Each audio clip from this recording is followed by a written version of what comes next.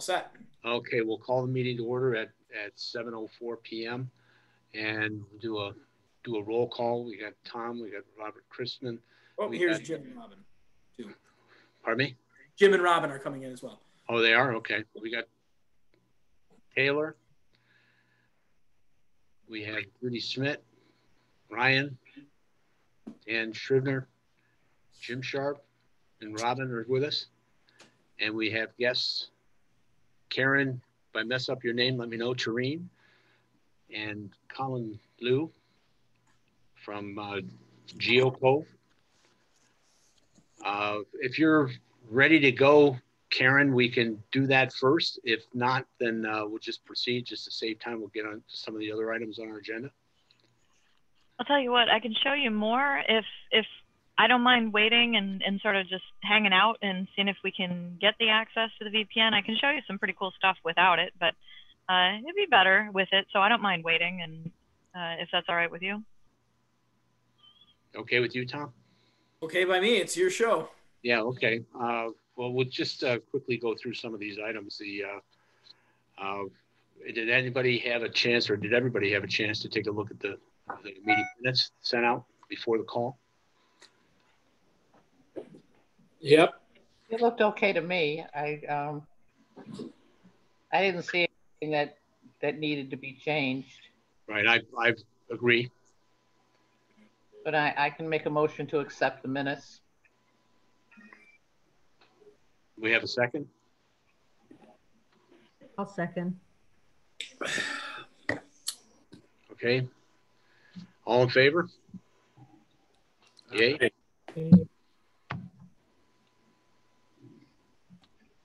Those opposed? Okay, I guess carries. Why don't we, I'll talk a little bit about the technology satisfaction survey. Ron Strip had sent me a note. He said the survey he's remodeled it with working from home schooling questions to get some more pointed answers to the survey. So he's added working from home schooling, working from home and homeschooling as an addition to the survey and questions, and if anybody has any concerns. So I guess he'll add that to the survey and see whether or not anybody's looking at it and has responses, and I think he'll let us know next week.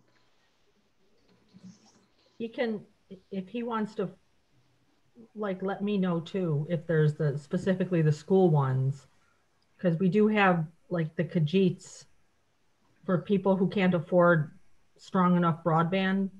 Right. I mean, I don't want to, we have an X number of them, but still, if there's people who are really struggling, I don't know if they would actually respond to this survey or not, but if there's anything that stands out, just let me know from the school end. He said he was going to send a link out to the group shortly. Okay. When he sent me this email at 7:49 a.m. this morning. So, but I haven't seen a link, so I don't know whether he's made those changes yet or not. But I assume that he's going to send a link out so people can take a look at it. Okay. All right. Okay. Town website. Judy, I guess you can handle that one for us. Yeah, I mean, I've looked over it again. I sent an email out to Ron, but I haven't heard back from him just to go over it again with him.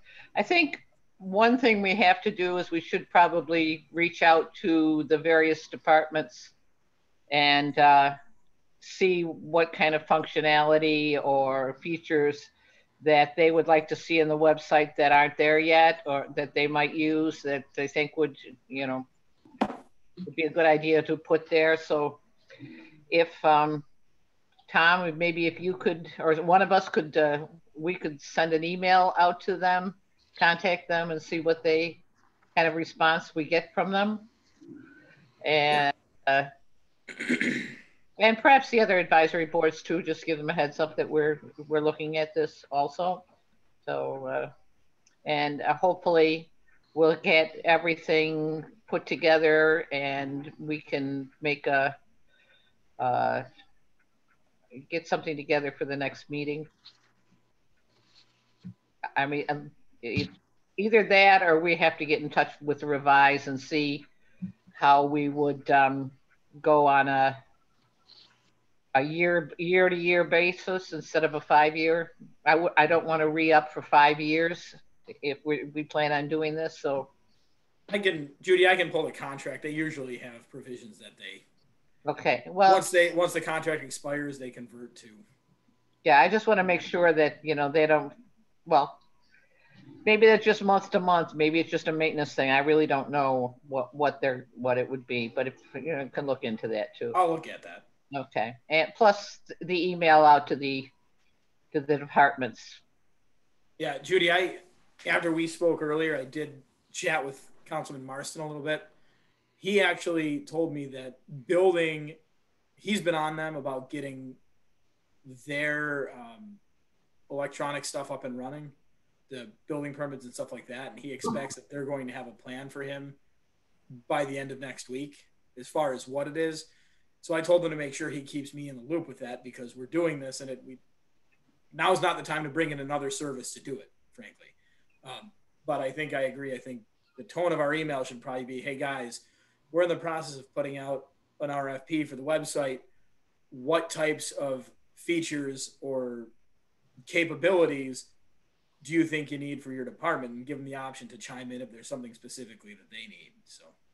Yeah, and some of the departments maybe just need a suggestion on what could be included to make their departments run, help them out a little bit in some of their stuff.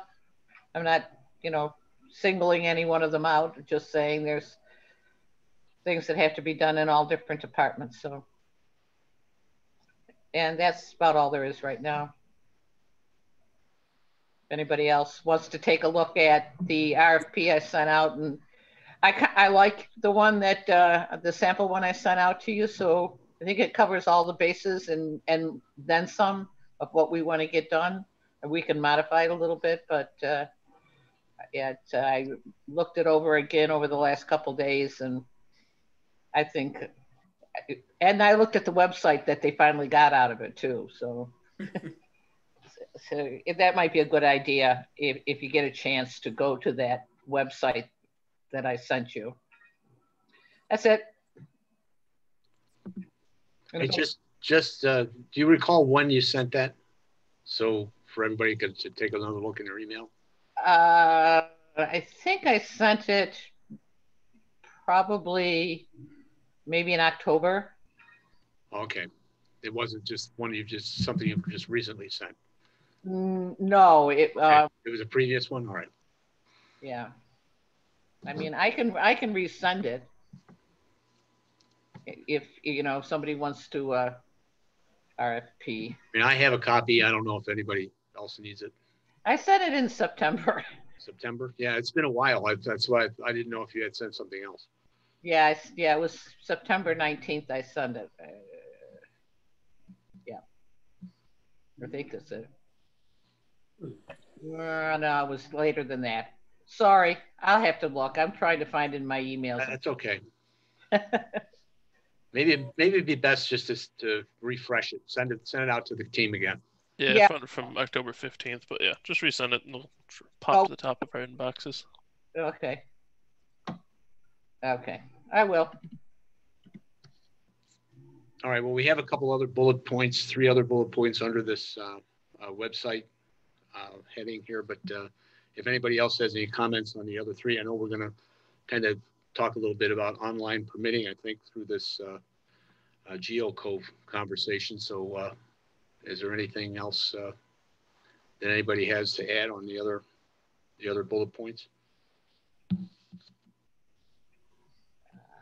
trying to get my, where is it? There we go. Oh,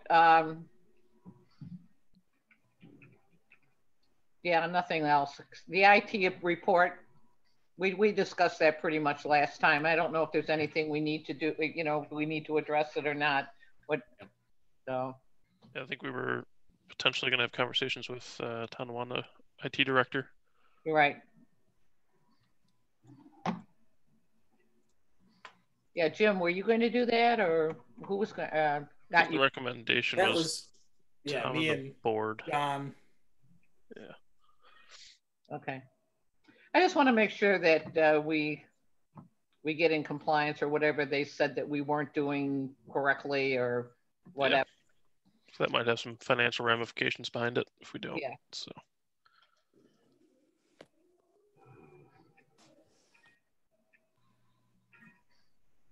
Okay, town website, I think we've beat that one to death. Yeah. And online permitting.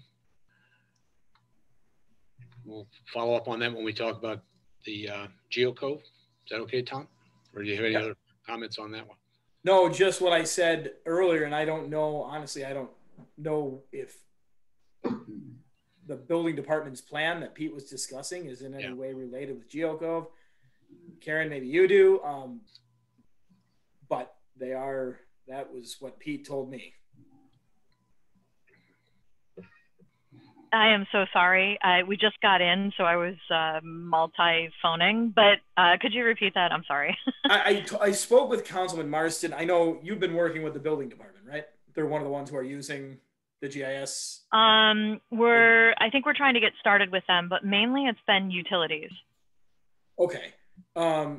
So have you heard anything about the building department trying to use any type of software for online permitting processes? No, I don't think I've had that conversation yet. Okay. Then I'll follow up with Pete. Like I said, the only development I would have would be what Pete told me, and I don't have the details of that yet, as neither does he. So. Okay. Well, that was for the rest of the board. It looks like Karen's ready to roll, though. We'll stand by. We're getting there. We're getting close. Colin, can I take control then? Oh, I have control already.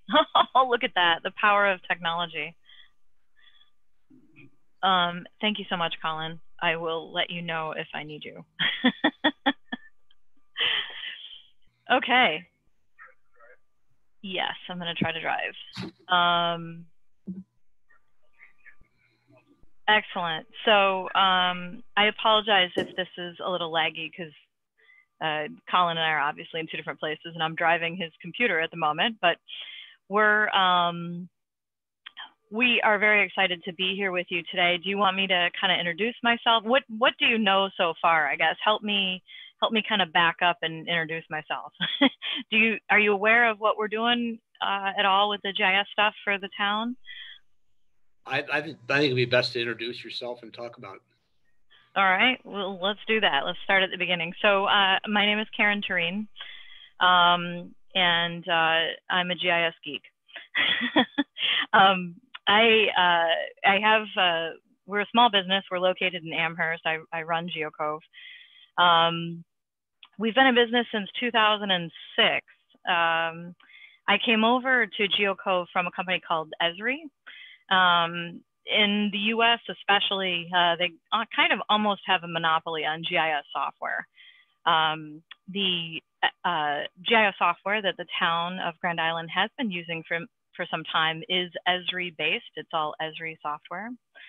So you could say I kind of have an intimate understanding of some, not all, but a good chunk of their software. We founded GeoCove in 2006. We moved up here from Florida. We are a Florida-based company. We moved our headquarters, so still Florida-based, still a Florida corporation, but we moved up to Amherst under Startup New York. So our offices are over at the University of Buffalo Amherst campus, the North Campus. It's a really great thing for us because we get to use all of the really rich GIS resources that are coming out of the campus, namely the students, which is fantastic.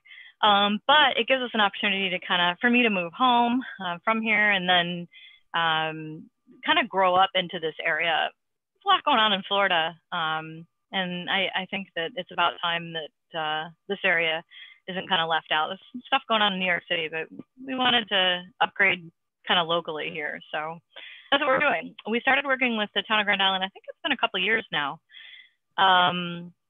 Locally, I'm sorry, I have a few things open on my screen, so I'm just going to have to pop over here on Collins here, and I'm going to open them while I speak here. Whoops.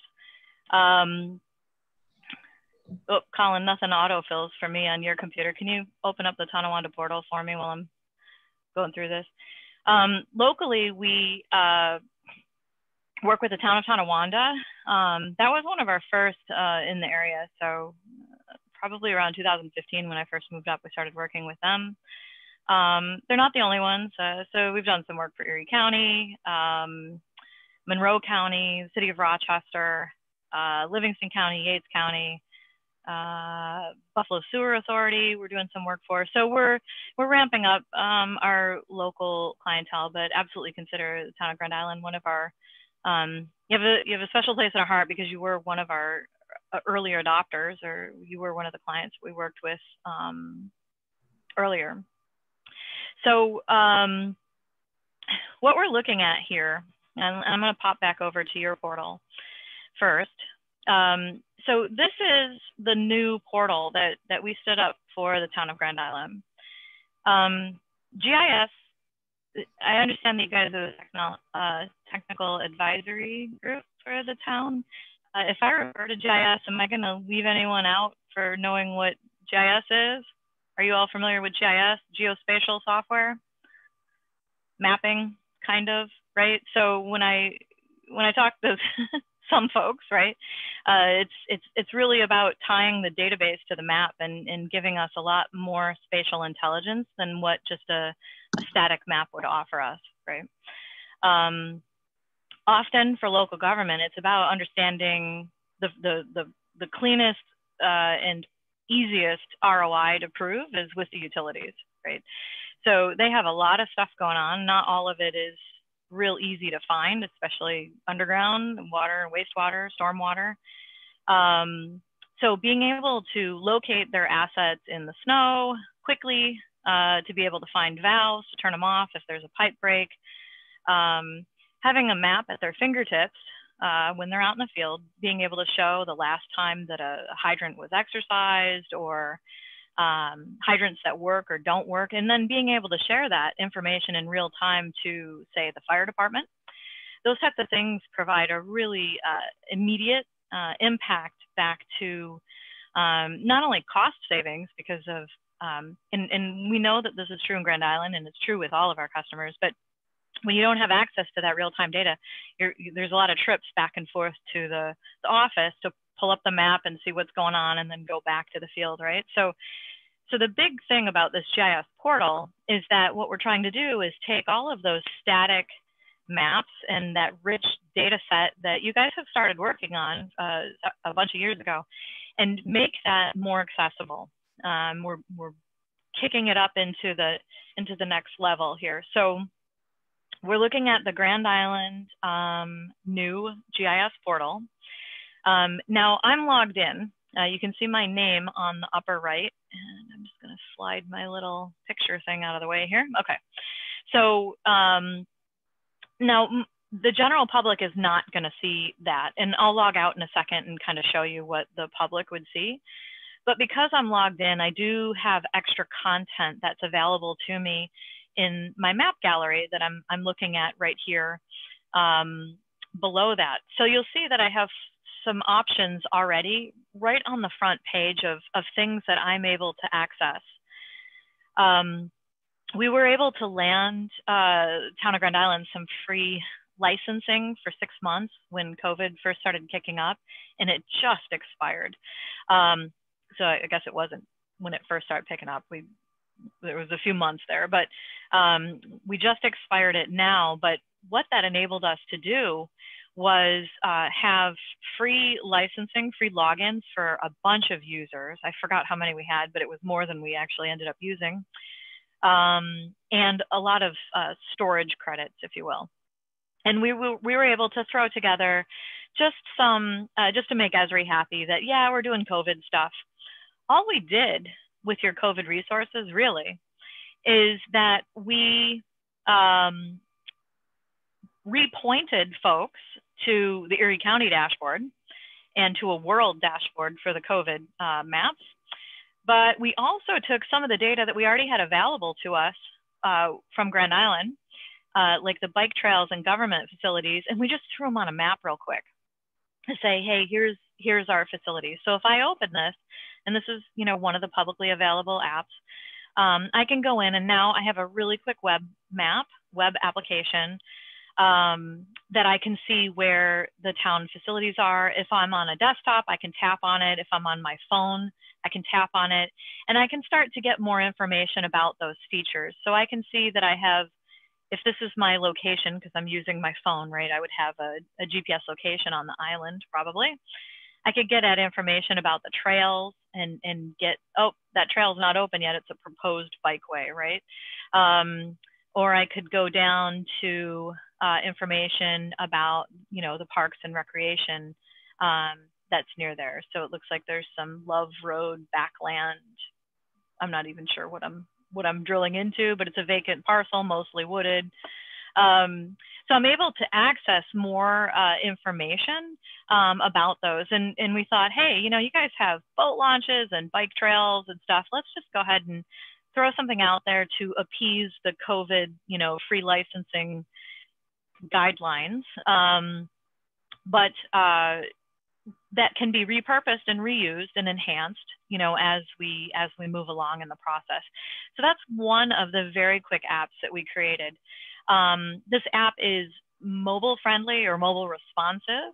So when you open it on a phone, you know, things resize appropriately, they move appropriately, so that the user interface on a phone is much more friendly than, you know, than what I'm going to say older websites, right, would tend to be.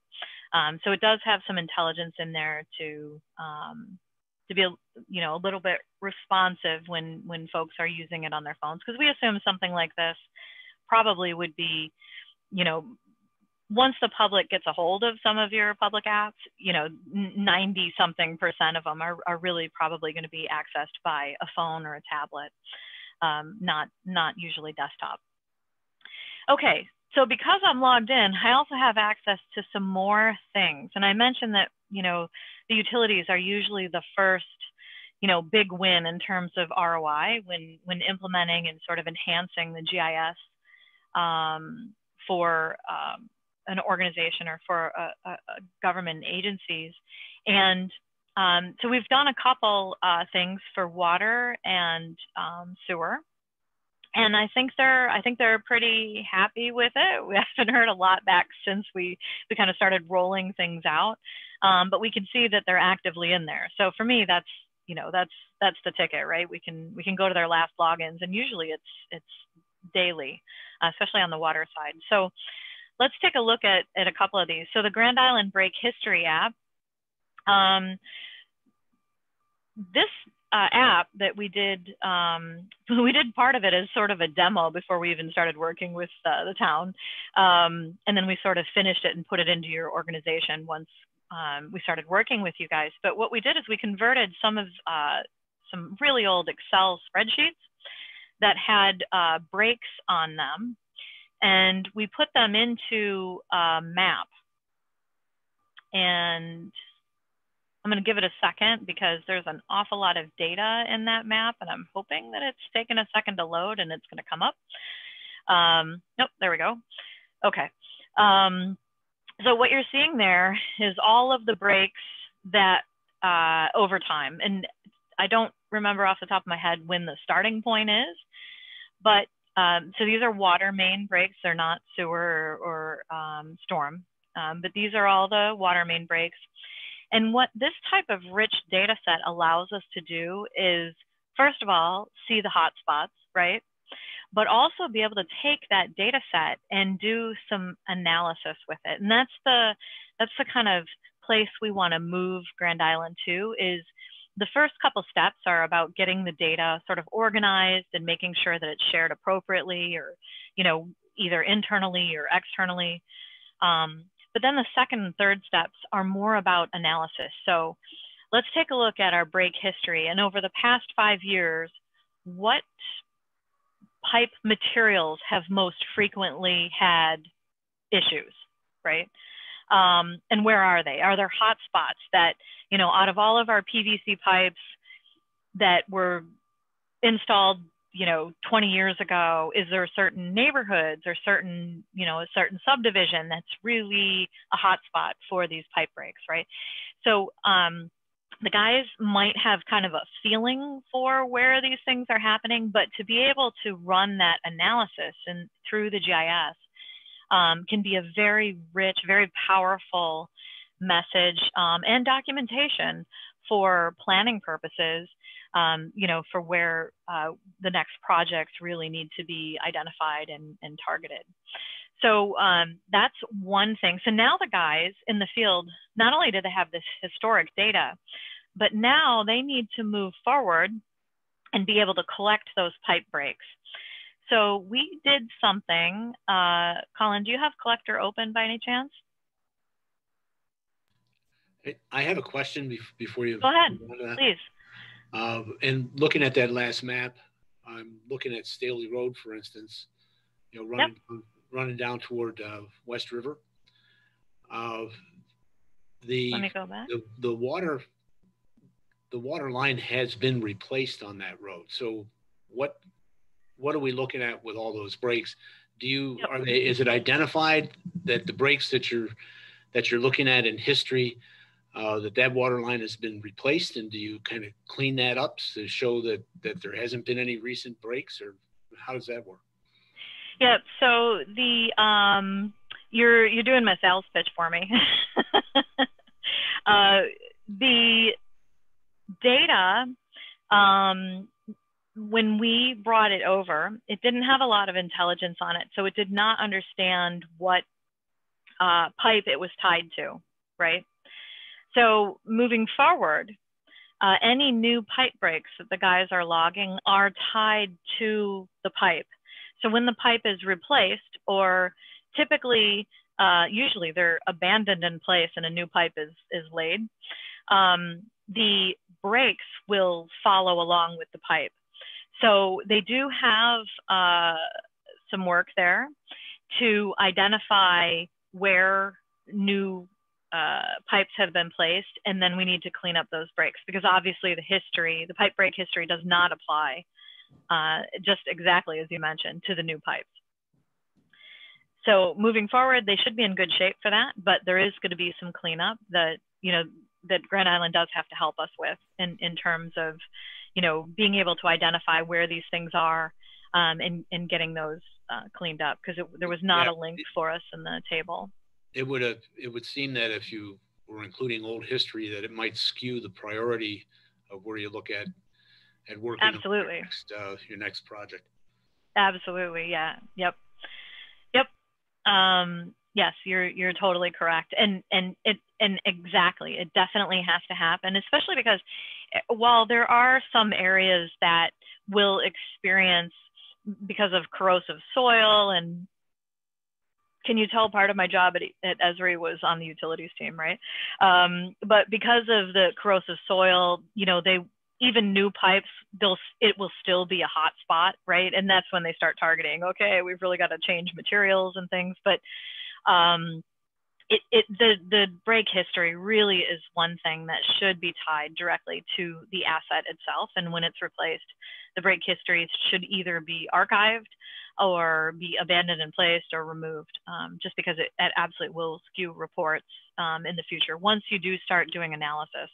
So we're not at a point yet. We can do some hotspot maps to kind of do an overview, but it will absolutely have all the problems that you just mentioned. We're still on the step one of the data, right? And so step 1 and 2 is kind of your server architecture, the environment that we're using, and then the data. We're still kind of in that realm. We're not quite ready to start performing those analyses yet because of exactly that reason. We're going to be performing them on data sets that are going to give us misleading results. That's one of my, I was just looking for it the other day. I think I left it in my office, but one of my classes at UB was how to lie with maps, right? And that's one way, right? Is that if we're starting to do analyses on bad data, we're not giving correct messaging. So well, I think that it's the analytics that can be valuable and save us a lot of time and money. Absolutely. On the planning side, 100%. I think what we're finding though is, okay, Colin, if you could switch over to Collector now, that'd be great. And the audit app that you had open is perfect. What we're finding already though is I believe that your utility guys, and I don't want to speak for them, but I think they're already finding a pretty significant time savings already on being able to do some of this data documentation in the field now with just the very basic and simple apps that we've given them. So one of the tasks that they need to do, and I am on Grand Island, right? Okay. So what we're looking at now, this is an app called Collector. So it's something that, runs on a phone. We're running it obviously on the desktop so we can share it with you a little bit easier. But the guys in the utility department, they have new tablets that they're running it on. I don't remember what the tablets are. Colin, do you remember what the tablets are? I can't remember. I think they might be Android, not totally sure. They're a Windows. They're Windows. Are they based. Windows? Okay. Yeah. So it would look just like this actually, probably about this size as well. So they open up the app, they log in as a specific user. So these are all user accounts. And what that does is that gives them access to specific data sets and specific tools. In Collector is this field application that's designed to allow for pretty easy deployments, very minimal training to be able to collect information in the field and throw it into that enterprise GIS so that, then we can do other stuff, cool things with it. So this is one app that we created for them really quickly. And Colin, can you see if you can help me find a hydrant? No, we won't be able to find. Can we see the hydrant?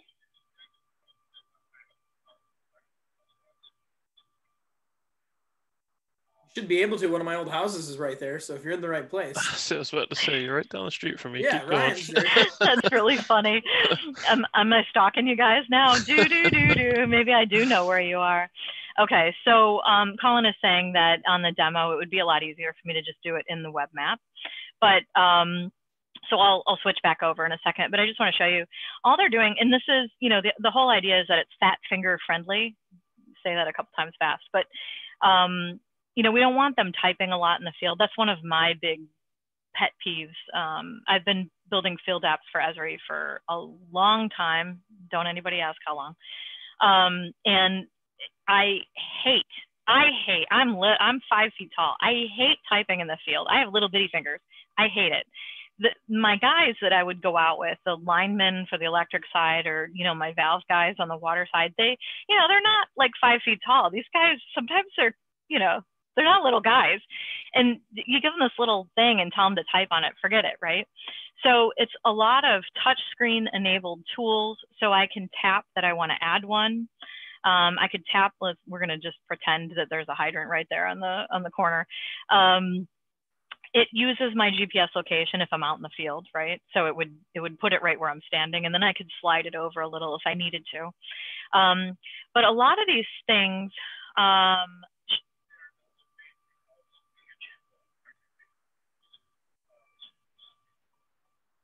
oh, it's a survey 1, 2, 3 form. Colin's telling me I'm totally doing it wrong. It's a good thing I have him in my other ear telling me this, right? So he's saying there are drop downs on the real form, and I'm showing it wrong. But the whole idea is that we want to give them drop downs, and apparently we do have drop downs. So you want me to go back to the web map, Colin, is what you're saying? Okay. Yes, please. Thank you. He kept trying to tell me, and I was just ignoring him. That'll go well tomorrow. Okay, so let's try that again.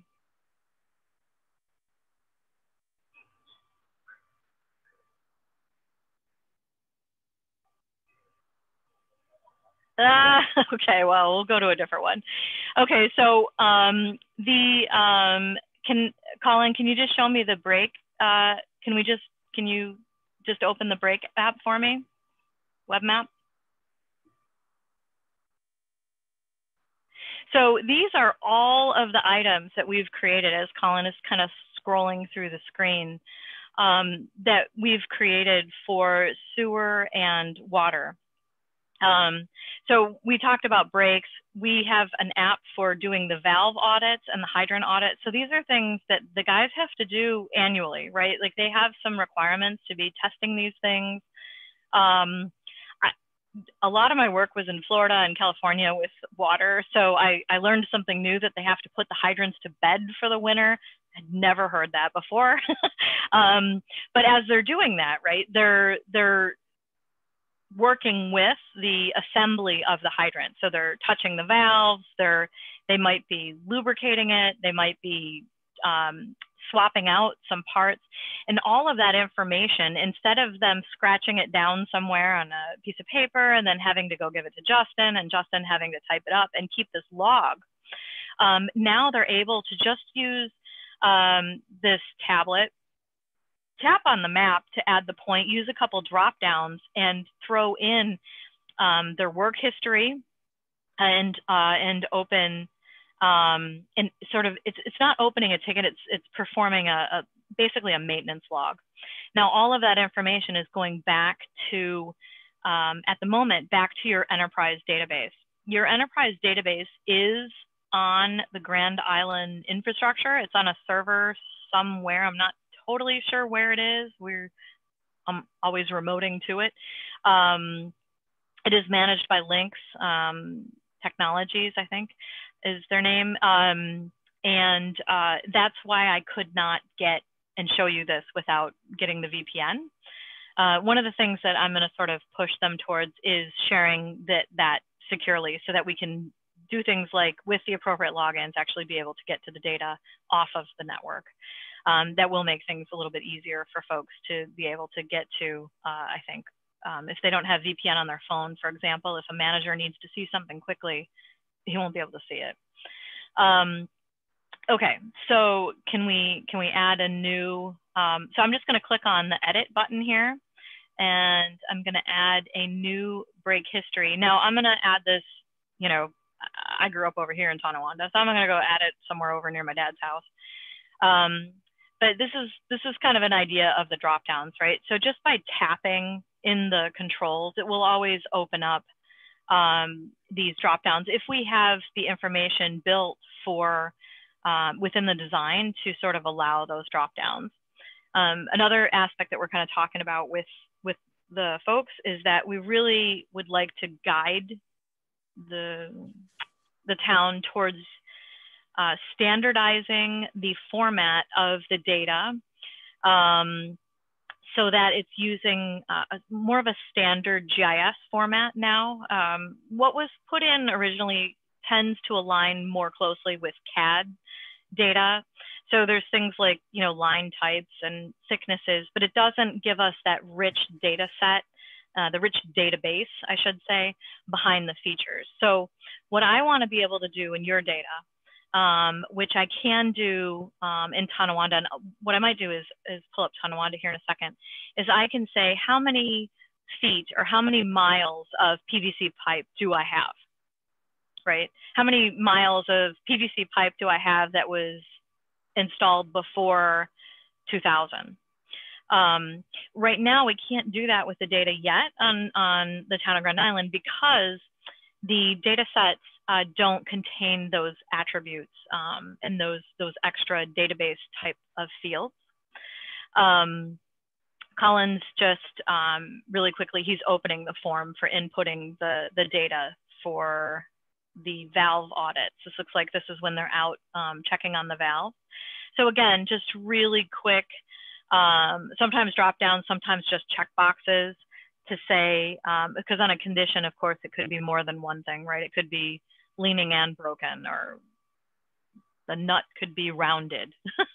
So that's just an example of the form. Okay, Colin, what I'm gonna do now actually is, if you don't mind to stop sharing, please, and I'm gonna take over. Do you guys have any questions for me so far? Nope. Okay. I'll just share my screen real quick and Hang on a minute. I do have a question. okay, go for it. So I mean, I take it that we're not using these apps. We haven't standardized on these apps yet.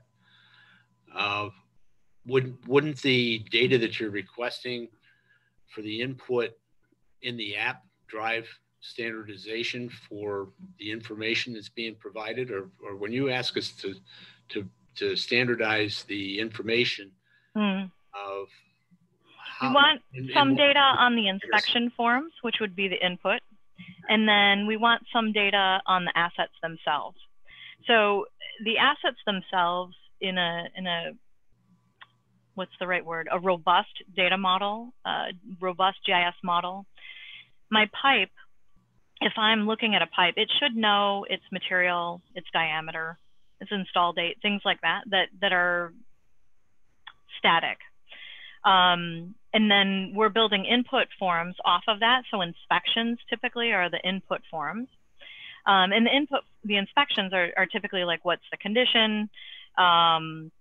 What maintenance was performed, those types of questions. So yes and no. Well, right. I guess what drives the detail that's necessary? I mean, is that information coming from engineering when a job is engineered, or yeah, good question. After the as-builts, as they're completed, you know, where does the information come from? A lot of it's on the as-built. And what's kind of necessary from our standpoint to make sure that data is input correctly? Excellent question. So the first step is that we need to build some placeholders for that data to go. And then the second step is that as the data is being captured, so right now you have Kevin, oh God, the last name just totally, Cabela. Oh my gosh, thank you. Kevin is inputting the data, but he doesn't have a place to put it. Some of these data types and fields, right? So the first step is to sort of, I don't want to say modernize because that's not quite the right word, but GIS-ize, make it a slightly smarter database design so that we have the columns that we need to store this data. Right now, what's happening is that information about how it's being built, either from the as-built or from him doing a field inspection, it's being lost, some of it, right? Sometimes it goes into what I'm going to call a dumb text block, but the pipe itself doesn't understand what it is because it doesn't have that ability to store itself yet. So what we'd like to do is talk to whomever about, and we've started talking about this, now that we have some basic apps to do some data collection, the guys are realizing, oh man, if I could just edit that myself and change the material on that pipe, that would be really great. But the problem is they can't edit it yet because that placeholder doesn't exist. So that's where we kind of want to take a look at where your data is and move it into a better design so that they have those appropriate columns to track those additional points of data so that when you start doing the analysis, it's a lot more intelligent. Did that answer your question?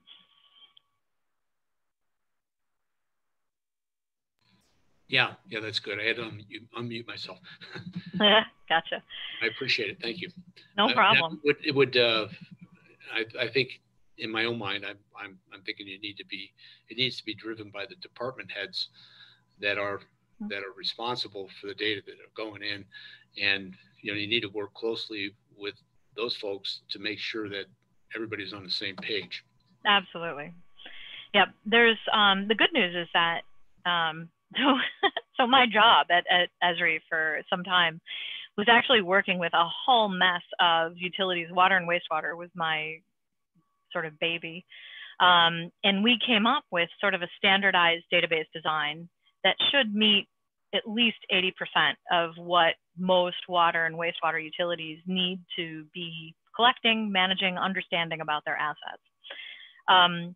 So there's some free templates out there already for these designs. And my suggestion is, hey, even if we only use the Esri sort of free database designs, their samples, it's still going to give you guys so much more capability to track things like material. That's a big one for me, right? Like I need to know what this pipe is made out of. So just going to that step is going to, I think, show a pretty significant ROI. You can get more picky later, but I think just sort of moving the data sets into those standard database designs is really going to pick up the capabilities and functionality for the different departments. And you're right, they might have a couple things internally that they do need to continue tracking. And usually those items come from like integrations to work order management systems or, you know, asset management systems. I'm not aware of most of that going on for water and wastewater within Grand Island. So I don't even think that there's a lot of extra fields that we need to deal with. I do think that almost all, if not all, of your data sets will pick up and plop right inside of the Esri. And that made it sound a little easier than it is. It takes a little bit of work, but they should fit right within the Esri one without hardly any modifications, which gives you a pretty inexpensive way to really increase some functionality and capabilities for later.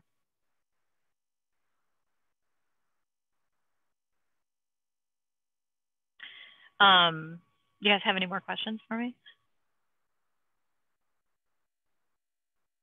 I thought what I might do, if you're interested, is I can show you a couple other communities that have the same thing going, but they're a little bit further ahead in the game, and just kind of show you what they have if you're interested in taking a look. Would that be something you'd be interested in?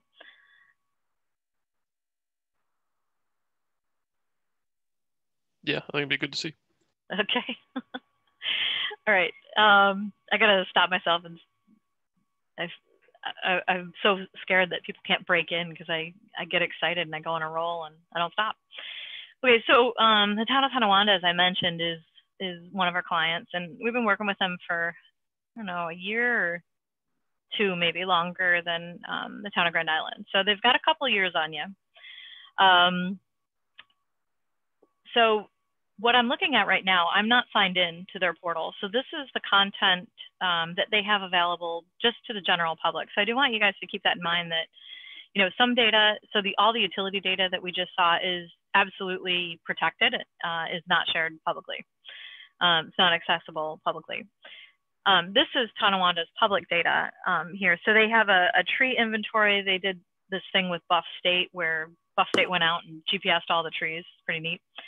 Hey, students are always looking for resume. Well, not during pandemics, but almost always. Students are looking for opportunities to do GIS projects. So one of them is that we can set up little apps that allow them to collect what we need. They did send out an arborist to make sure that they were actually getting the right tree types, but they have a beautiful map that's shared to the public that shows all of the right-of-way trees and public land trees, which is pretty neat. They also show actually tree planting sites. So like I can zoom into my dad's house and see that, you know, they could plant a tree in his ditch, which they won't. But there is a planting site that was planned there. They also have COVID resources, very similar to what we did for you guys, where it's just sort of links back to the Erie County dashboard. They actually, their facility stuff, they are managing their facilities where they're showing that they're impacted with restricted hours. That was a lot of work for them to set up and maintain all of the different facilities for the different restrictions on the hours, but they do have that in there. Because this is public, if you guys want to go look at it, if you just drop me a note, or I can send through the chat the main link to get you here, and you guys can just go look at your leisure later. The map gallery, though, this is kind of neat. So if I go to the gallery, it's the same thing as you guys have. It's a gallery, and it does change based on whether I'm the public or I'm logged in. But this is where all the stuff kind of, you know, the good stuff goes, right? It goes to live. So, and it gives you a really good idea of some of the different types of information. Excuse me. oh, maybe I shouldn't have had that mulled wine. Some of the different types of information can land. So they have hydrants available, actually. So they share with the public where their hydrants are. That was probably me pushing them to do that, because I'm like, hey, if I'm buying a house, I need to know where the closest hydrant is, because your insurance company, that's the first thing they ask, right? They put those out there, but also to share for the fire department. Let's see, or fire departments, I should say. They have their soils map. They do have flood zones available publicly, their zoning, and of course they have their parcels. So these are, you know, different types of data sets that can be available. Now internally, and I'm not gonna spend the time because I know we're probably getting pretty close here, but internally they have management apps for all of these, right, that we're not seeing. So there's a tree inventory management application where they have a guy in Parks and Rec that goes out with Collector, that app that we somewhat unsuccessfully tried showing you there. But he takes that out on his, I think he's using his phone. He might even be using his personal phone, if I recall him accurately. But he can open up the map and he can just tap on the trees and say, you know, we cut this one down, or they actually have information on the health of the trees. So they're going out and actively sort of managing their trees.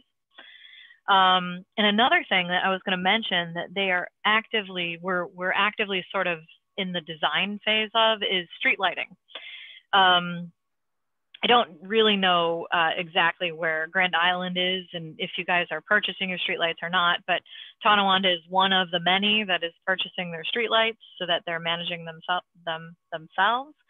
And we're working on setting up a very basic work order management that's all done through the same apps that we've shown you, plus one. So there's something called ArcGIS Workforce, and it allows us to create assignments and assign them out.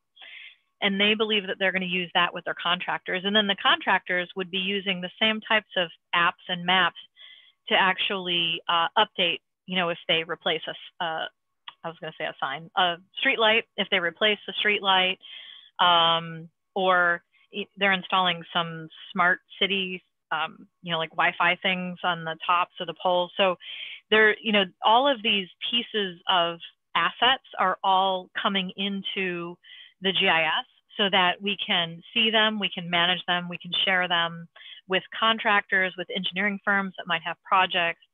All of it becomes sort of the centralized repository. It does become the system of record for all of the spatial asset data for the town. The town of Palm Beach is really fun to play with because, you know, they're really little, but they have a ton of money, and they have all kinds of apps too. And I could talk forever. I won't, but I could talk forever about, you know, all the things that, you know, are kind of fun that we've done with Palm Beach as well. They even have things about like public parking, because it's a real problem. Well, especially near Mar-a-Lago, which is really interesting. But all their zoning, you know, where the permit parking is, how to get the permits, it's all done within the GIS. So it's that centralized location that people know that they can go to. They even have a permit, all of their permits. So we've interfaced to their permitting system, and the permits are available internally on dashboards, so they can really quickly see, you know, the value of projects by year and by type of project. And externally, you can get at some locations of information so that they can share the data back and forth with the county. So if the county is going to do a paving project, but the town is doing some pipe stuff, they're not paving before the pipes are going in, right? That whole chicken and egg thing. We don't want to pave before we dig up the road. I will stop now, but there's always lots of room to grow. And we are just getting started with the town of Grand Island, but I think that initially we've had a lot of success with starting to roll out some of these basic apps for utilities. And we're really excited to see, you know, as we start to move them into more departments.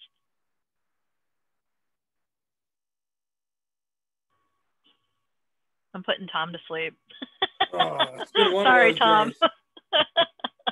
No, thank you. And I was somewhat up to speed on where the ultimate goal was, but I didn't even realize that some of this other stuff, because I know like the building permit, that was something the building department, and what do you know? Isn't there an issue with respect to interfacing between the software the building department uses and what the other departments are using for the GIS? If you're talking about RPS that also manages the parcels and the properties, then yes. Okay. And that's why the only reason I knew that they were Windows laptops or Windows-based tablets was because to get those two to play nice, they had needed to be something running on Windows plus because of the VPN issue. They needed to be able to go out and use it in the field. They needed to be able to connect via a VPN to have access to most of this stuff. So RPS is really fun, and there are ways to tie those together with the GIS. We're talking about database to database, so we can always do that. I've been dragging my feet on it, not only for you guys, but for Tonawanda, for Yates County, everyone I talk to, basically, because before COVID, we're gonna have BC and AC, right? Like before COVID and after COVID, but there was a lot of talk about that whole system being overhauled and them making it easier. There was a new version coming out, and it was going to be easier to interface to GIS. I believe that there was messaging surrounding that it was even going to be potentially Esri based, which is wonderful for us on the GIS side. So we didn't want to build an expensive and complicated integration if they were going to come out with a new version and it was, you had, your life on that integration was like a year. And then COVID happened. So I really have no idea what the status is on that. And that's something that we at GeoCove are actively watching and listening for updates. And this is really funny, but today I was officially made the president-elect of the New York State GIS Association. But what that affords me, right, is direct line communication to the GIS manager for the state of New York. So that is one of the things, right, that's on my target list of, okay, this is gonna be good for the association, and I've got my job there, but I think that, we're gonna make it good for GeoCove and our customers too. Congratulations. Yeah, thanks. I ran on a post. I shouldn't even tell people that, right? Nobody's dumb enough to take on that during a pandemic, right? Oh boy.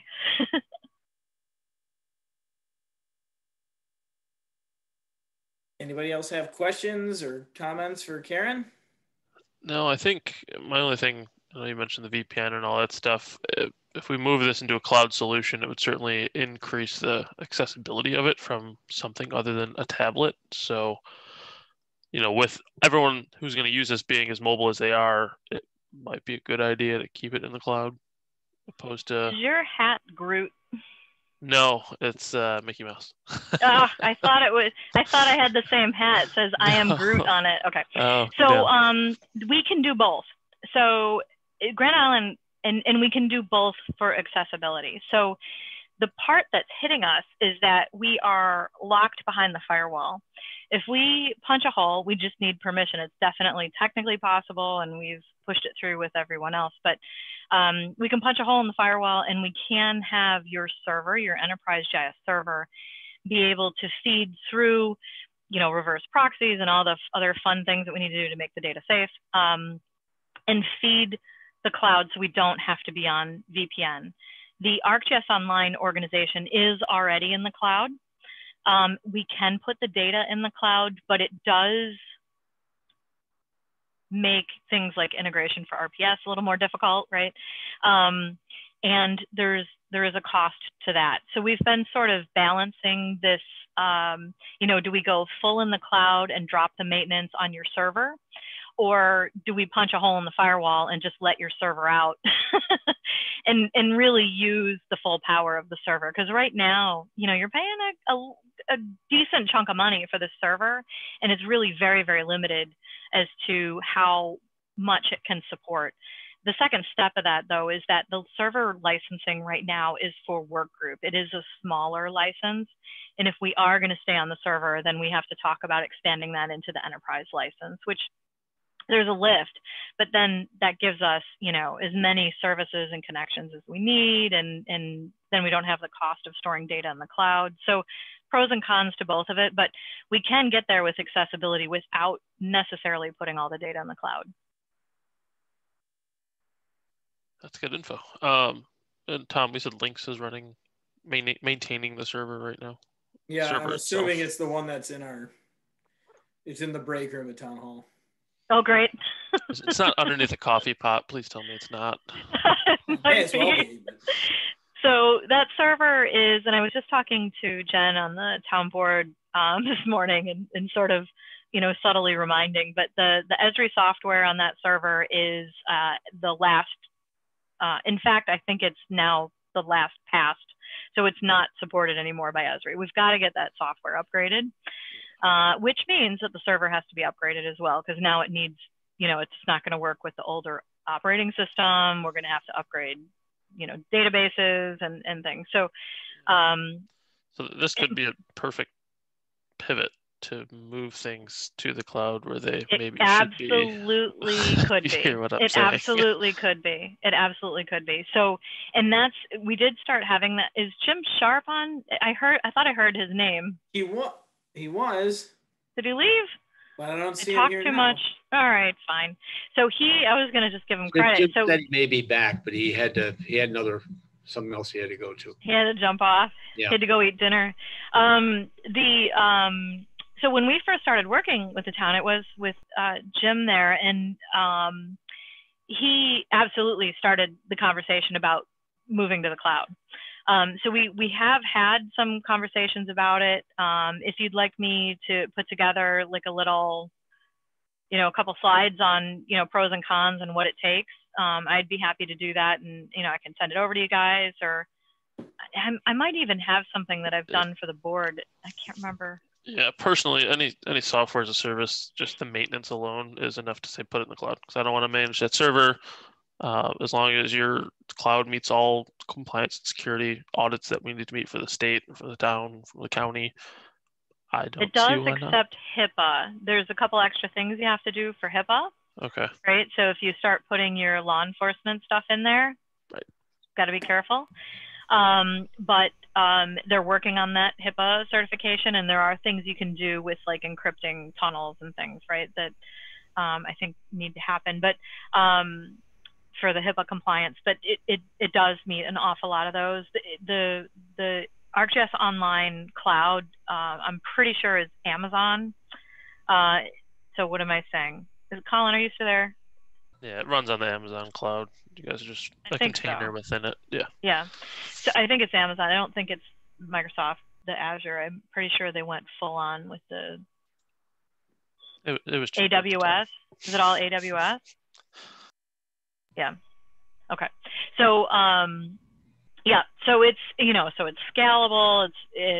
You know, if you have a parade and you use this thing for event management and put your maps in there so that people know how to park and move through the lines and whatever, or a race, or you know, you move the turkey trot to Grand Island or something, right? Like, and you have this huge load. Your server would not like it so much, especially the way it is right at the moment. But something in the cloud, obviously, with it being very elastic, it would expand to support all of those data requests and then come back down, which is really, really nice, especially if we start talking about supporting. So my other baby besides utilities is emergency management, right? So especially if you start talking about emergencies or anything like that, where you do have to scale very, very fast, and you have to have those backups, which of course the Amazon would be. That's good info.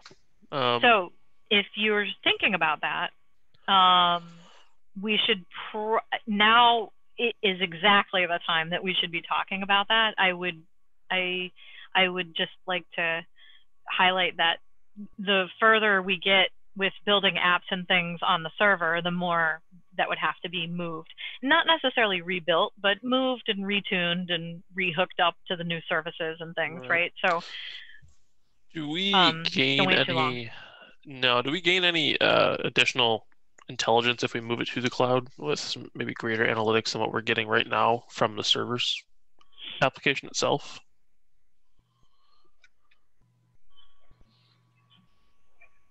I know, like if you move workloads into Azure and AWS, you get some higher compute resources, and you'll get better machine learning and better data back.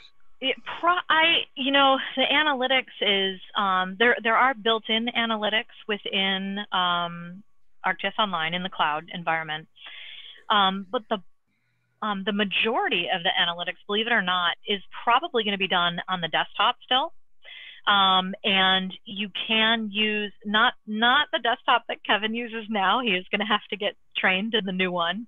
But you can use the new desktop, which is called ArcGIS Pro, with those online services, those web services. So they can come down.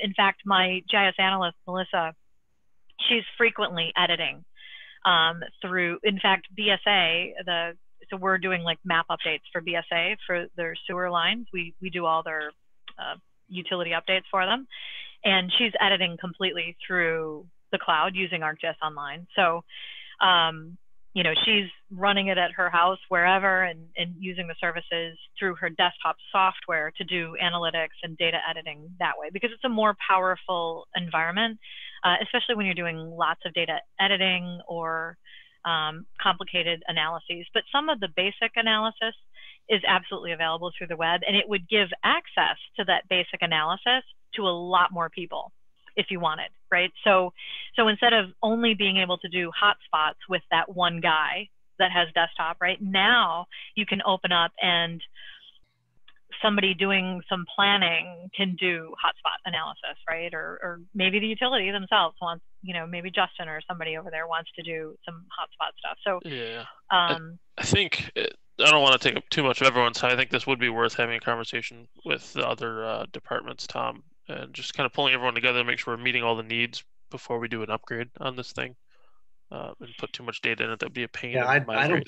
Personally, I don't think you know, if you have some you know, a few slides, pros and cons about moving to the cloud that might support this effort. I mean, Tom, you know, I think maybe this is something that's going to be kind of driven out of this group in terms of, you know, giving some advice as our advisory board job is supposed to be. So, absolutely, this is the first I'd heard of that portion of it. I mean, I know ultimately, from a department head standpoint, Ryan, you know, everybody's really kind of buying in on this. When we, you know, I've only been involved for just about a year now, but when we started, we were looking at buying a really limited number of these tablets, as Karen indicated, basically just to service primarily the water department. On the utility end, we ended up buying, I think, 10 or 12, and enough so that every department basically already has one. Parks has one, highway has one, water and wastewater have them, engineering and code enforcement all have tablets capable of accessing this stuff.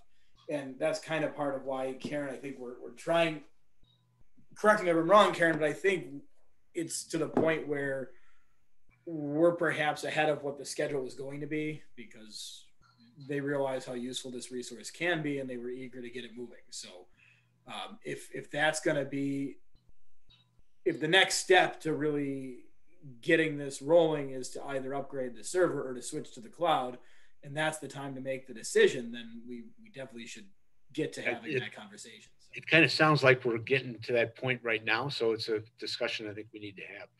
Absolutely. I think that decision really would be best within the next 6 months, honestly, if not possible to be sooner. Because as they are building more apps, you know, like we said, it's going to get harder. But the biggest thing now is that with Esri's latest release, the version that I'm pretty sure that you're running on your server is now not supported. And the problem with it's not a, you know, a dot update, it's a version update, and I'm pretty sure that means the whole operating system. So there's no easy resolution to put you back into a supported environment. It is going to be a lift on services work, right? Yeah. So the clock's ticking, and it's going to cost us some money either way. It's just how we want to spend it. Correct. Typically, the longer you wait, the more money it costs you. Correct. That's not right, and it's the government, so we wait as long as humanly possible. I know.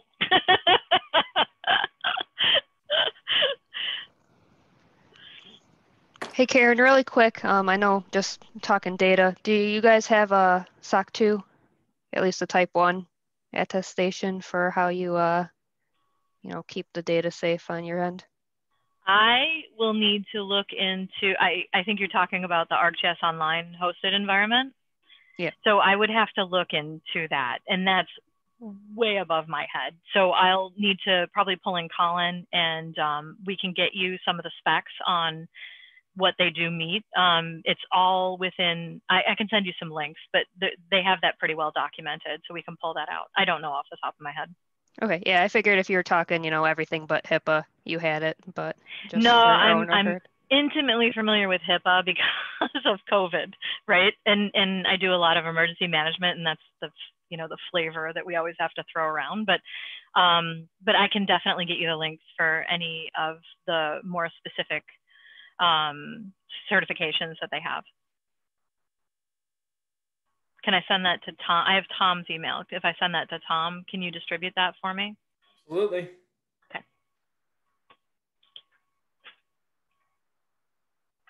All right.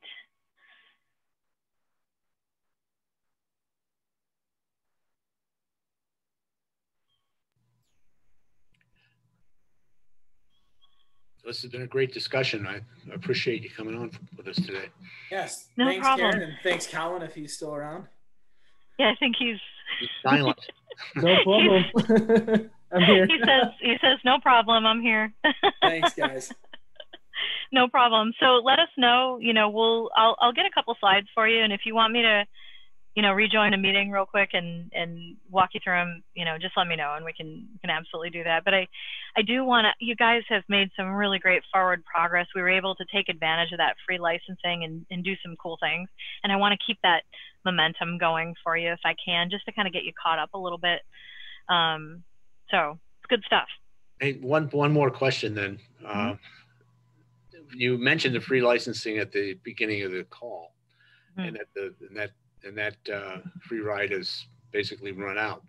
So It has. what does that mean to Grand Island as users, and how's that going to impact the jobs that people are doing today? So we got the board had actually already specified, because they bought the tablets, they had already earmarked the money for the licensing. And back in January or February, I told them to hold on.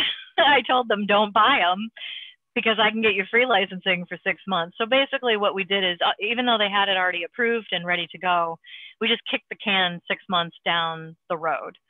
So I believe they've already submitted the purchase requisition for those licenses today or yesterday. So the guys should maintain fully functional. The viewer licenses, just to give you an example, are $100 a year. The guys collecting the data in the field using the field app are $350 a year. And for the hosted conversation, those editor license comes with data storage credits. That with the town of Grand Island being, fairly contained and not a huge geographic area, those credits that those users come with are going to be quite substantial for meeting your needs. I don't think you're going to have, if you do go to the cloud, I don't think you're going to have a lot of ongoing sort of storage credits. But in terms of immediately, they should be fine just because they had already budgeted that money. And we already spent the money on the tablets, Jim, so the intention is to keep the services running. No, it's good. I mean, I had to ask the question because you said it was kicked the can down the road, but the road's become a lot more bumpy in the last 6 months. So I'm glad to hear if we've got the money budgeted, and that's something that it was. Yeah. We started having this conversation, well, probably a couple of years ago, right? So, but it was put into the budget for this year, and they were ready to pull the trigger in February, and I was the one that said, wait. Yeah. Well, great. Well, thanks again, and we really appreciate you being here. No problem. No problem. Take care, guys. Have a great night, and just, drop me an email if you have any other questions that pop up. All right. Thanks, guys. Okay. Thanks. Take care. Yep.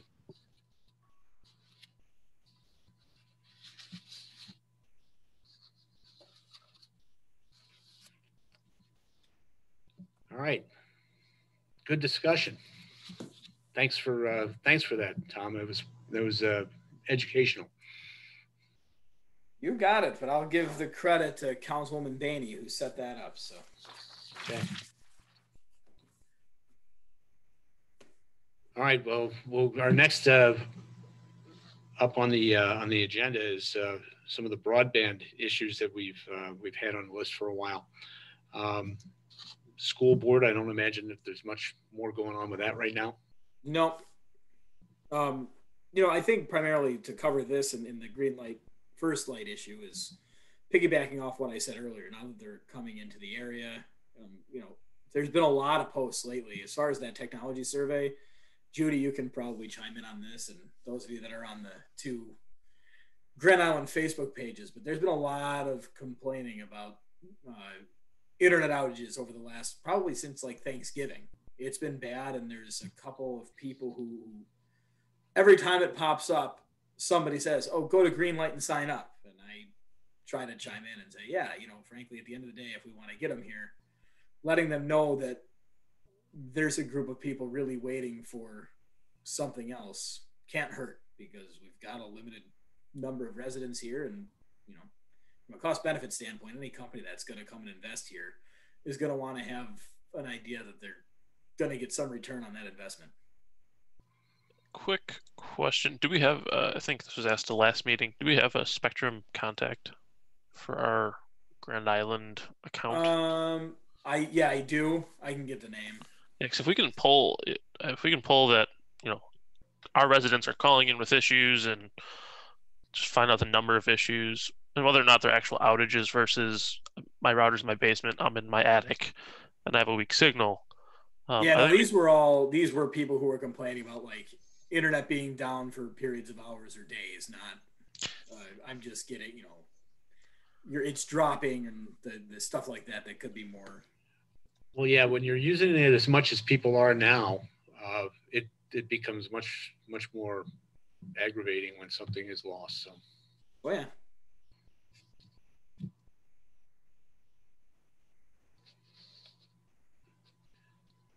Okay, the sidewalk project. Any word on any kind of funding or any discussion about that? Yeah, we discussed it at I think the last town board meeting. The estimate from the engineering department came back at roughly 50,000 plus between 5 and 10 in design costs, and ultimately that was to do baseline from Whitehaven up to the fire hall driveway, and then essentially they would come in on the other side. It would just be from Grand Island Boulevard to the fire hall driveway without putting a conduit beneath the driveway, because unless you're putting something in the driveway, there really wouldn't have been much of a need. Frankly, the board needs some convincing that doing that would be worth it. And I talked to Councilman Marston a bit about this separately, and I don't know if just doing that portion for that kind of money is worth the investment, because ultimately, based on where we would end up getting conduit, we could probably get a hotspot in a place that would cover that by putting it on the building, and we already have access out to the far corner of the boulevard in Whitehaven. So really the only thing that I could see that conduit being used for is fiber. And if we're doing just that limited window, there isn't a point in doing it just for fiber unless you guys have other thoughts. But that's kind of where that was just Councilman Marston and I when we were kind of after we discussed it, the board discussed it generally during the meeting, and he and I were outside of town hall one day, just kind of shooting the breeze, because he was asking just to make sure what the area that it was proposed to go was. So. Okay. Well, we can, I'll circle back with Jim Sharp and discuss a little bit more about that, and see if there's anything else that we can do to make the case. If not, then I guess we just move on. Yeah, I mean, like I said, I think ultimately the dig once policy. Yep. It's there, certainly, but if fiber is the only question, we're going to comply with the dig once policy just for that little strip of baseline, and then if we were to do a bigger fiber project, we're going to essentially have to run it all the way down the rest of base. Yeah, well, I mean, wasn't there a lighting project that goes along with the sidewalk project as well? And the conduit would support both the fiber and the electric. That was part of the discussion. I mean, before when they did the other one. Design or no? I don't. The lighting was never part of the design. The possibility of lighting was something that, and Judy, and if Jim was here, he'd be able to correct me if I'm misspeaking here. But my understanding is the prospect of lighting was part of what they used to convince them that putting the conduit in the ground was a good idea. It was going to be another phase. Right. And ultimately, and this is Councilman Madigan brought this up during our discussions at the board meeting, was if we start talking about solar lighting or about lighting, the odds are that something like that would likely be solar, which again, potentially obviates the need to have a piece of conduit in the ground. That said, I think one thing that was lost on the board to some extent was the impression that 5G just beams down from the clouds and that there's no need to have fiber in the ground. And certainly that's not how it works.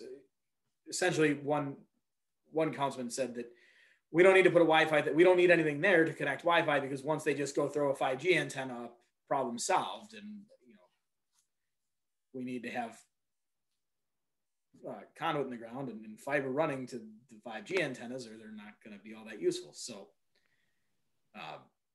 that's where we left it. It's not off the table yet. And if there's something that I'm missing, please chime in and I'll take it to the board. But that's kind of just with the cost of the project and the very, very limited use that appears to come from it. The 5G antenna is one of the big things. If they decide to put an antenna right outside of the fire hall, then there would certainly be a need for that conduit. So I guess, is the fire hall ever going to get fiber is another question. I don't know if we run any operations out of the fire hall that are headquartered But so that kicks back to the discussion with the school and whether or not we want to run a backbone that would connect the town facilities and would also make it a little easier for a First Light or a Green Light to come in and build out their network. So, and I think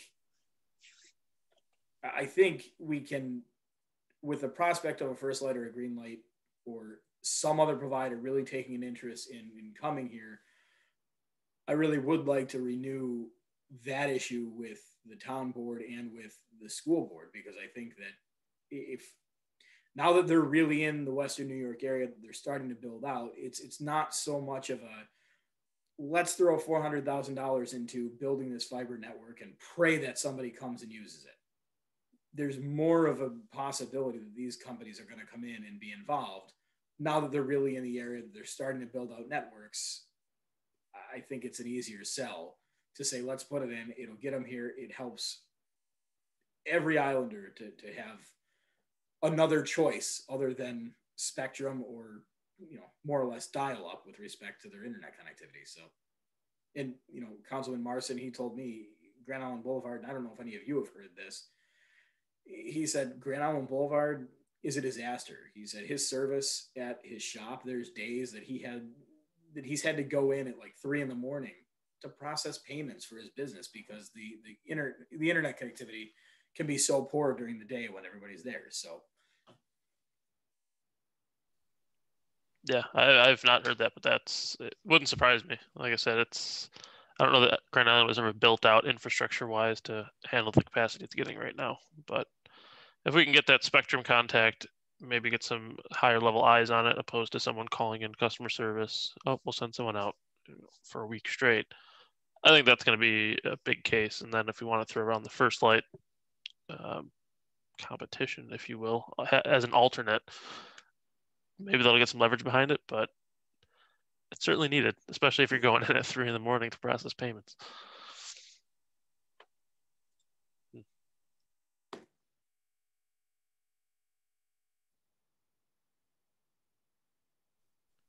think we lost him there.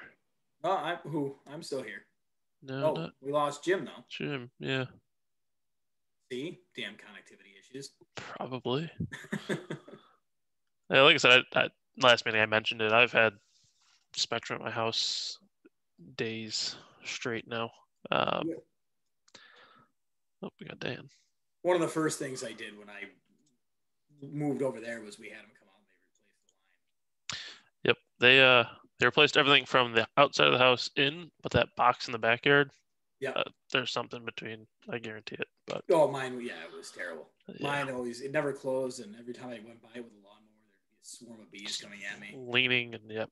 The guy didn't bury the cable very well, and I ran that over with a lawnmower half the time. I think I was there the next day when they had the cable running across the entire back. I think someone was put in a shed though. Might have been someone else. Then the guy left when they came and did that, he left the roll of, the big industrial roll of the insulated coated exterior cable out in front of my house. Oh. Apparently somebody stole it because he came back a couple days later and said, "Hey, you don't happen to have this?" I'm like, those aren't cheap either. And now you know why our bills are so high. Makes sense. All right. I mean, do we want to continue without Jim or give him a second? Well, from a cable franchise agreement, I haven't heard from Dan, so no update there. He sent out some 5G antenna guidelines. Yeah, so we'll have to wait for him for that. Yep. Mike Lockett, yeah, he resigned. I've got to post that position right after we posted a bunch of positions for everybody else. Did he give a reason for resigning? Basically, he wanted to give some new blood the opportunity to come in. It was unexpected, but Okay.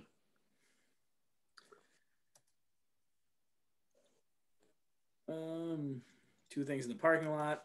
Town updates. Probably the biggest update I would have had for you guys would have been the discussion about the baseline sidewalk project and the conduit there. That's about it. And I think Karen gave a bigger update from some of the town hall stuff than I have. I will say COVID has really prompted an acceleration of the purchase of some new equipment around town hall. So that's a plus. Lots of new laptops and desktop computers and more people being equipped to work from home just in case things go sideways again. So we got a whole bunch of new computers in the other day, a whole bunch of new laptops. So, but yeah, that on the topic of town updates, potentially new business, would it be worth? It sounds like Lynx does a lot of our work for us. Is there any way to get him on one of these meetings or her, whoever our representative is, and just kind of give us a quick overlay of what the town looks like from a managed services perspective? It sounds like there could be some gaps we should probably look into filling, especially with the new world, and in response to that New York State examination report. Oh, I'm sure Kevin would be happy to do that. I think that'd be cool. Just to kind of give, like myself, I have no clue what the town looks like from a technology perspective as far as. Oh, Jim, is that you back? Yeah, I'm on the phone now. I seem to have, just as we're talking about it, I seem to have lost my internet. That's what I said when you left. I said, see, stinking connectivity issues. Ryan just proposed that we have a Lynx representative come in and kind of give us a lay of the land. And I will happily reach out to Kevin Schoner, who's our primary contact with Lynx. I can't imagine he would be opposed to doing that. So I'll add that and see if we can get him here for our January meeting.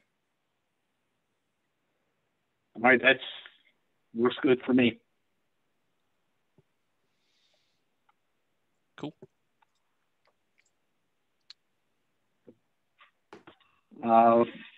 Just closing out some of the broadband issues. I have sent a file regarding the 5G antenna guidelines. I don't know if anybody's had a chance to see that yet. Oh, I lied on the town hall update because the town board did agree that just on this same thing, that having Dan Cohen's firm take a look at our law for that broader telecommunications law would be a good idea. So I did look at this a little bit. I'm trying to rejoin on video. You might have to let me in. Let's see there. Yep, here you go. My internet, the internet came back. Okay, I just let you in. Oh, hang up.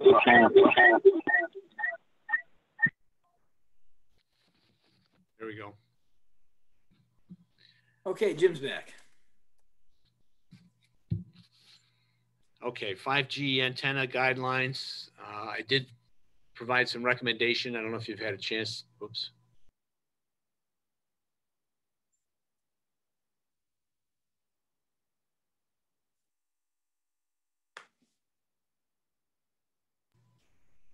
Can you hear me? Yep. Okay, yeah. I did provide a file about the some recommended guidelines to add to code regarding 5G antenna. Has anybody seen that? Or it might be something we want to take a look at and discuss maybe next meeting. Yeah, I took a quick peek at it. It's certainly hefty. Yeah, it is. I mean, but if you look at the current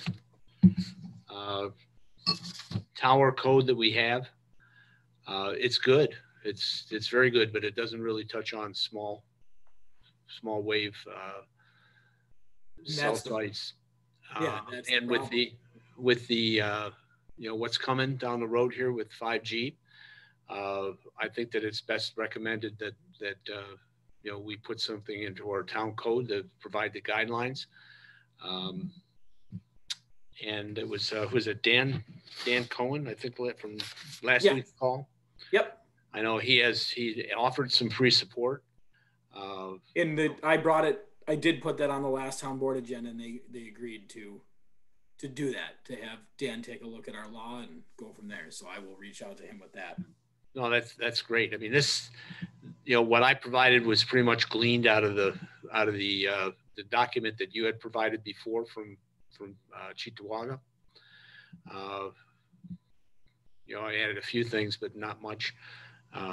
It's just pretty straightforward guidelines in terms of you know, really the kind of things that need to be added into the code to you know, protect us.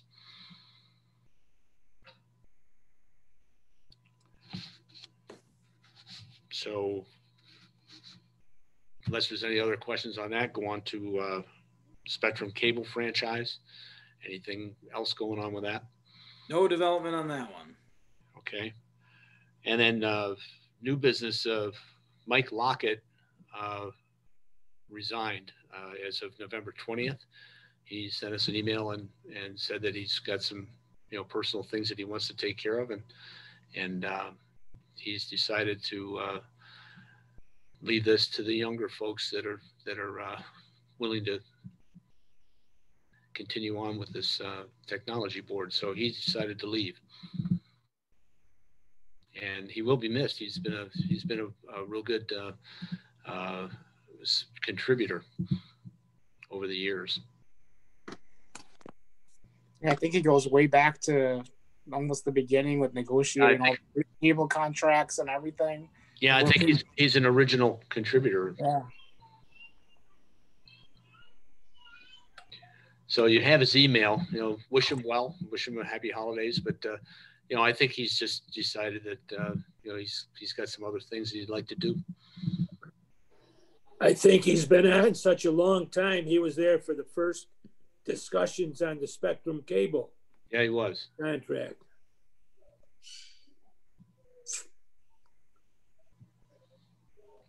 So having said that, Tom, we're probably going to be in need of some new candidates again. I don't know how we want to handle that.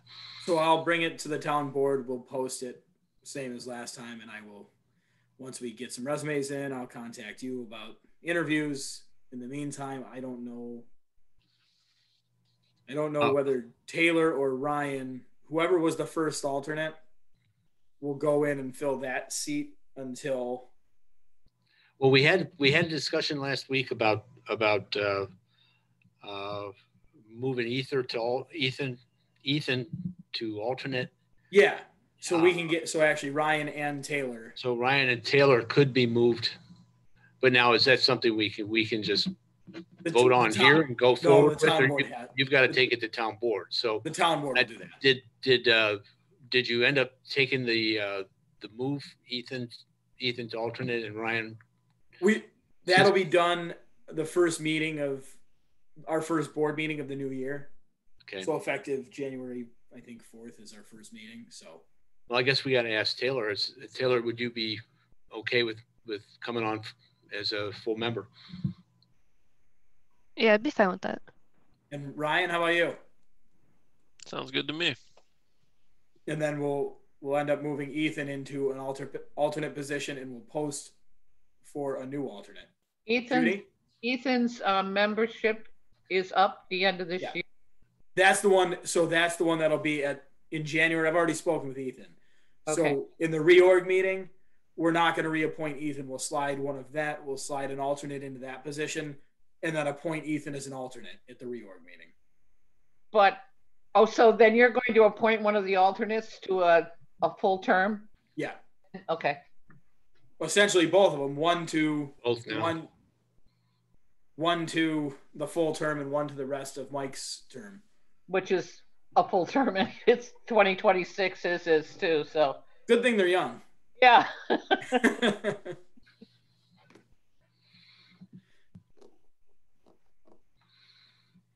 Okay. All right. Any other business?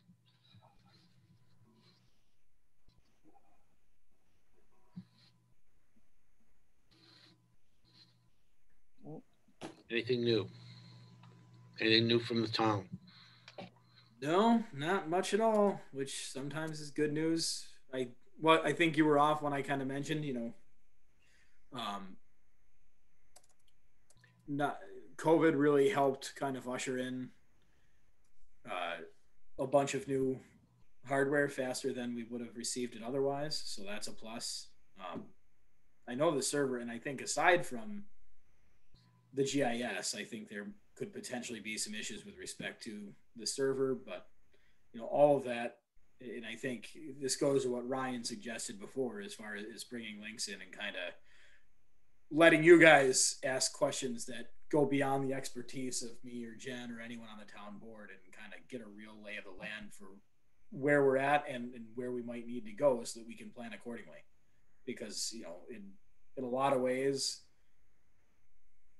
not just with technology, but with almost everything, the town board tends to be more reactive than proactive, and that's not a good approach. So, especially with technology. Right. So I think if we can get them in. Okay, so if anybody else have anything that they'd like to say before we close the meeting? Hey, Tom, I know you still have to go to the board with this, but with the comptroller audit, would having Linksys on, would that be a good time to bring up any of those items, or is that better waited until it's presented to the board?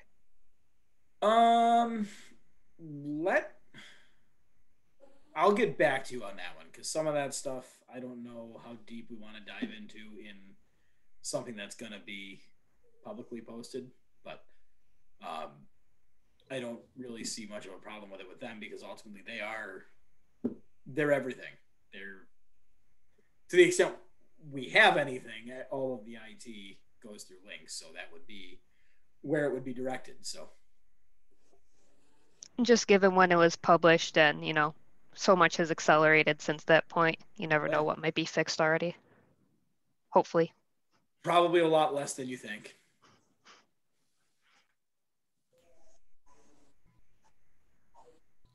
Okay, Bob? Nope.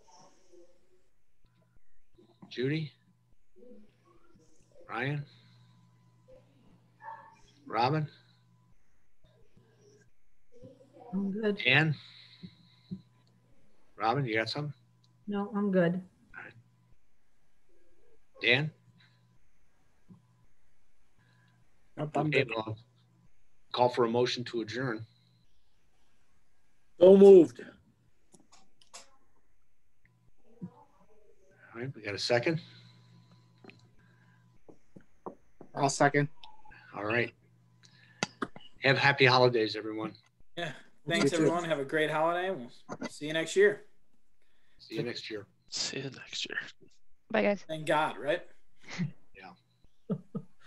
Yeah. All right. Bye, guys. Bye. I know.